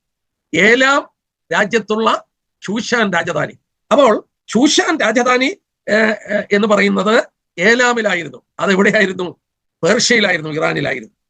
പിന്നെ നമ്മള് ദാനിയേൽ 8-ന്റെ 2 നോക്കിയാട്ടെ. ദാനിയേൽ 8-ന്റെ നമ്മൾ പഠിച്ചുകൊണ്ടിരുന്ന ദാനിയേൽ 8-ന്റെ 2 അവിടെയും വായിക്കുന്നുണ്ട്, ശൂശാൻ രാജധാനി അത് ഏലാം സംസ്ഥാനത്തിലായിരുന്നു. അപ്പം ഒരു കാര്യം പ്രത്യേകം ഓർക്കുക, ഏലാം എന്ന് പ്രവചനം പറഞ്ഞിരിക്കുന്ന ജെരമ്യാവ് 40-ാം അധ്യായത്തിന്റെ 34 തൊട്ടുള്ള വാക്യം നോക്കുമ്പോൾ ഏലാം എന്ന് പറയുന്നത് ഇറാന്റെ ഭാഗമാണ്, eastern part of Iran. Yes, ഇവിടെ കാണുന്നുണ്ട് കേട്ടോ, ഈ മാപ്പിൽ അത് കാണുന്നുണ്ട്. ഇറാന്റെ ഈ പേർഷ്യ എന്ന് പറയുന്നതാണല്ലോ ഇറാന്റെ ഈ ഭാഗമാണ് ഏലാം എന്ന് പറയുന്നത്. ഇവിടെയാണ് ശൂശാൻ രാജധാനിയൊക്കെ ഇവിടെയാണ്. നോക്കുക, വളരെ വ്യക്തമായിട്ട് ഇവിടെ കാണുന്നുണ്ട്. അപ്പൊ ഏലാം എന്ന് പറയുന്ന പ്രവചനം ഈ പേർഷ്യയോട്, ഇറാനോടുള്ള ബന്ധത്തിൽ പറഞ്ഞിരിക്കുന്ന പ്രവചനം ആ മാപ്പിൽ കൃത്യമായിട്ട് അത് കാണിച്ചിട്ടുണ്ട്. അതുകൊണ്ട് ഗ്രഹിക്കാനായിട്ട് എളുപ്പമാണ്. ഞാൻ ആ ഭാഗത്തിന്റെ പ്രവചനം നിങ്ങൾ വായിച്ചു നോക്കുക. ഇറാൻ എന്ത് സംഭവിക്കും? ഇവരെ ആഗോളമായി ഈ പറഞ്ഞിരിക്കുന്ന പ്രവചനങ്ങൾ ഇന്നുവരെ നിവർത്തിച്ചിട്ടില്ല. ഇത് നിവർത്തിക്കും. ഇസ്രായേലിനോടുള്ള ഈ വൈരാഗ്യം മൂലം ഇത് നിവർത്തിക്കപ്പെടും. 1:36 വാക്യം നോക്കിയേ. അവിടെ ഇങ്ങനെ വായിക്കുന്നു, ഞാൻ ഏലാമിന്റെ നേരെ ആകാശത്തിന്റെ 4 ദിക്കിൽ നിന്ന് 4 കാറ്റ് വരുത്തി, എല്ലാ കാറ്റുകളിലേക്കും അവരെ ചിഹ്നിച്ചു കളയും. ഏലാമിന്റെ പുരുഷന്മാർ ചെല്ലാത്തൊരു ജാതി ഉണ്ടായിരിക്കില്ല. ആഗോളമായി അവരെ ചിതറിക്കും. കണ്ടോ, അവർ ചെന്നു ചേരാത്ത ജാതികൾ ഉണ്ടായിരിക്കില്ല. ഇറാനിലുള്ള ഈ ആളുകളെ ലോകത്തിലാകമാനം ചിതറിക്കും. 37 വാക്യം നോക്കിയേ. അവിടെ വായിക്കുന്നുണ്ട്, ഏലാമ്യരെ അവരുടെ ശത്രുക്കളുടെ മുമ്പിൽ, അവരുടെ പ്രാണഹാനി വരുത്താൻ നോക്കും മുമ്പിൽ ഭ്രമിപ്പിക്കും, പേടിപ്പിക്കും. ഇപ്പോഴേ നമ്മൾ അറിയാം ഇസ്രായേൽ എപ്പോൾ ആക്രമിക്കും എന്നുള്ള ഭയത്തിൽ അവർ കഴിയുകയാണ്. എന്നാൽ ശത്രുക്കളുടെ മുന്നിൽ ശരിയായി പേടിപ്പിക്കും. പിന്നീട് അനർത്ഥം വരും. 37 വാക്യം വീണ്ടും വായിക്കുന്നു, പിന്നാലെ വാളയക്കും. 38 വാക്യം, ഞാൻ എന്റെ സിംഹാസനത്തെ ഏലാമിൽ സ്ഥാപിച്ച് അവിടെ നിന്ന് രാജാവിനെയും പ്രഭുക്കന്മാരെയും നശിപ്പിക്കും, അവിടെ ഭരിക്കുന്നവരെയും അതോടെ ചേർന്നുള്ളവരെയും നശിപ്പിക്കും. അപ്പോൾ ഇറാന്റെ ഭരണകൂടത്തെയും നശിപ്പിക്കും, ആ ഭരണകൂടത്തിന്റെ ഭരണകർത്താക്കളെയും നശിപ്പിക്കും, അവരെ ലോകത്തിൽ ചിതറിക്കും, അവരെ ഭയം കൊണ്ട് നിറയ്ക്കും. ശത്രുക്കളുടെ നേരെയുള്ള ശത്രുക്കളെ കൊണ്ടുള്ള ഭയം കൊണ്ട് നിറയ്ക്കും. ഇത് ഏലാം എന്ന് പറഞ്ഞാൽ ഇറാനെ കുറിച്ചുള്ള പ്രവചനമാണ്. അത് ഭാവിയിൽ നടക്കട്ടെ. ഇത് ഇതുവരെ നടക്കാത്തൊരു പ്രവചനമാണ്. ഇത് നടക്കും. ദൈവജനം പറഞ്ഞിരിക്കുന്നത് കൃത്യമായി നടക്കും. ഞാനിവിടെ നിർത്തട്ടെ. നമ്മള് ഈ പേർഷ്യൻ രാജ്യം കഴിഞ്ഞിട്ട് അലക്സാണ്ടർ സാമ്രാജ്യം 4 കീറി മുറിക്കപ്പെട്ടു. അതിൽ തെക്ക് കിടക്കുന്ന ഈജിപ്തും വടക്കുള്ള സിറിയയും തമ്മിലുള്ള പോരാട്ടം 11 അധ്യായത്തിന്റെ ദാനിയേൽ 11:5 തൊട്ടുള്ള വാക്യങ്ങൾ കർത്താവ് അനുവദിച്ചാൽ അടുത്ത ആഴ്ച നമുക്ക് ചിന്തിക്കാം. എന്നാൽ ഇന്ന് ചിന്തിച്ചതും പ്രാധാന്യതയുള്ളത് കൊണ്ട് നിങ്ങളെ വീണ്ടും അയവിറക്കുക. ദൈവം നിങ്ങളെ മുറവിളിയും ദുഃഖവുമില്ല, പുത്തനെരുശലേം നഗരമതിൽ പൊൻപുലരിയിൽ ഒത്തുചേർന്നു പൊന്നേശുവിനെ പുകഴ്ത്താം.